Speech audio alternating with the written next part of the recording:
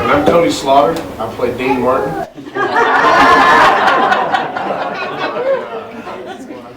That's never not funny. Never not funny. I play Elvis. I would like to introduce to you Scott Moreau, John Countryman, Cody Ray Slaughter, Lee Ferris, and Vince Nappo, the $1 Million Quartet plus one. It's December 4th, 1956. First and only time in history these four gentlemen were all together in the same recording studio. Yeah. We were supposed to be having a Carl Perkins jam session, and I surprised him by knowing that Elvis was in town and he was going to pop around. And so Elvis came over and Johnny, stopped by. That man right there, Jerry Lee Lewis, was around just to keep his mouth shut and play piano for these guys. At this point, Elvis had just went and made it really big, He was on the label at Sun Records from 54 to 55, and this takes place in 56, so then he'd be at RCA at this time. So he had just skyrocketed, and I think he did Love Me Tender, the movie. And so at this point, he was just on his way back home to visit home and, from New York, and he just stopped by. So he's in the midst of all the crazy life that he had dreamed about, and then he got to stop by and see his old friends. And they played some songs. But what you have here with all four of these characters is a very different trajectories of their careers. We're all in our 20s in the show. Cash is 24, he's the oldest of the four guys. I'm curious about what your backgrounds are in terms of theater. Like the only thing that I think any of us have in common is that Lee and I both wanted to be pro baseball players growing up. I went to Berklee College of Music in Boston for jazz composition, a bit of film scoring, and I also studied opera in LA at two schools. I'm Cody Slaughter. I play Elvis. I'm from Arkansas. It just started out with a dream. I didn't go to school for any of it. I dropped down in 10th grade and got my GED, and I had been doing Elvis for quite some time.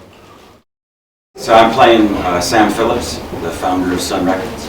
And I lived out here in 2002 to 2005. I went to the National Theater Conservatory, which is shut down now, but So I come mainly from like a musical background. I did some theater in high school, but I was really just playing in bands. Mainly that's where I get all of my experience from. So I'd actually quit the band. I had found my fiance at the time. I was like, we're gonna get married and you get a real job because I'm not making any money sleeping in a van, So I got a job at a bank. I was working at the bank for like 9 months, and they call me about a week and a half before I'm supposed to get married, and they're like, hey, can you come up and audition again? And I'm like, okay. I mean, it's out of the blue completely. And so I got married on Saturday, and I went up and auditioned on Monday, and they called me back Tuesday and offered me the job. So it's been a whirlwind from there.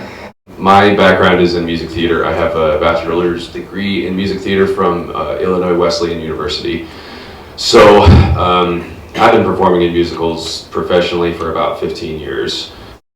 So I was in Lancaster, Pennsylvania, playing the role of Leadville Johnny Brown in The Unsinkable Molly Brown.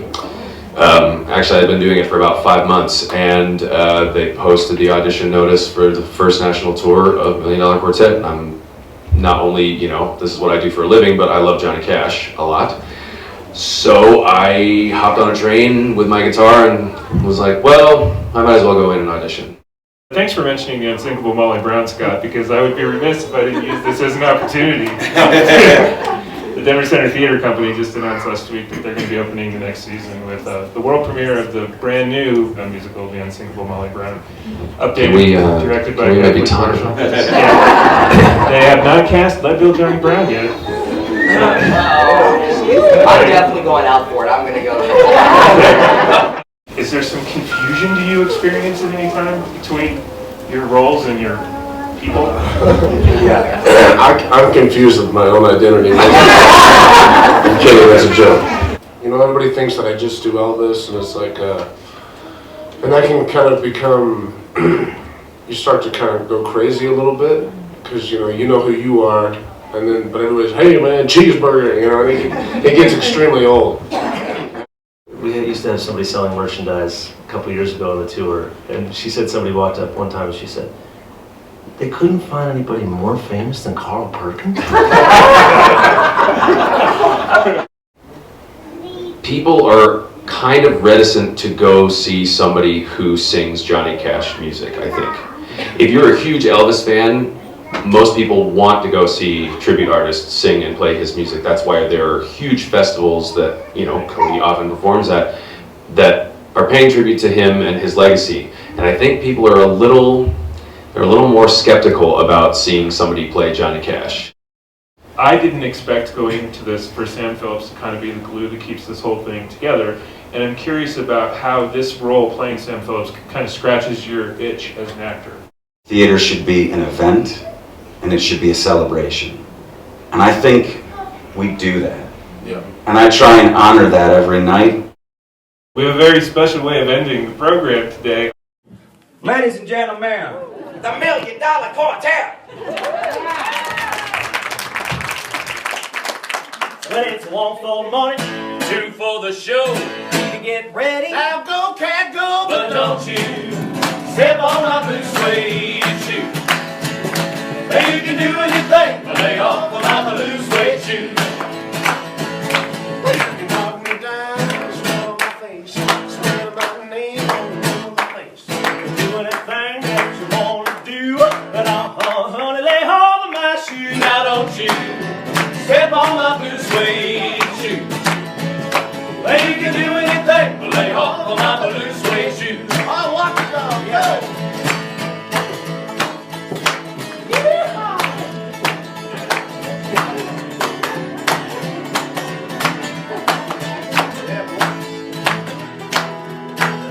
Come on, y'all. Well, you can work my house, steal my car, yeah, drink my liquor from an unfruit jar. Yes, you can do anything that you want to do, but honey, you better lay off of Jerry Lee's shoes. And now don't you step on my blue suede shoe. Well, you can do anything but lay off of my blue suede shoe. Ah, boys, come on. Well, it's a blue suede shoe. A blue suede shoe. Yeah. A blue suede shoe. A blue suede shoe. Well, you can do anything but lay off of my blue suede shoe.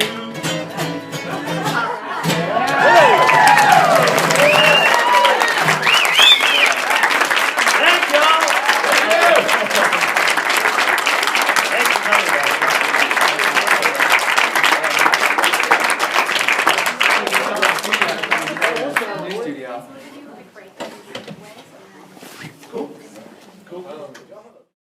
In case you were wondering, Scott and Cody did go make a trip down, I believe, to Rockmount This is rock. for our signature Western Colorado shirts.